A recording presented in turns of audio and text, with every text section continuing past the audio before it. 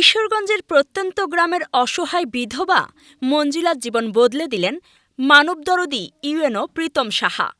ভাঙা ঘরে ৩ সন্তান নিয়ে দুঃখের জীবনযাপন করছিলেন তিনি। সংবাদ প্রকাশ হতেই এগিয়ে আসেন ইউএনও। মানবিক সহায়তা পেয়ে আবেগে ভেঙে পড়েন মঞ্জিলা। বলেন, নতুন করে বাঁচার আশা পেলাম। আপনারা অবগত আছেন, আমাদের মাগুরা ইউনিয়নে মঞ্জিলা নামে যে আমাদের বয়স্ক মা, তার বাসগৃহের আসলে যে ভগ্ন দশা, এটি আমরা আমাদের ইলেকট্রনিক ও প্রিন্ট মিডিয়ার গণমাধ্যম কর্মীদের মাধ্যমে জানতে পারি।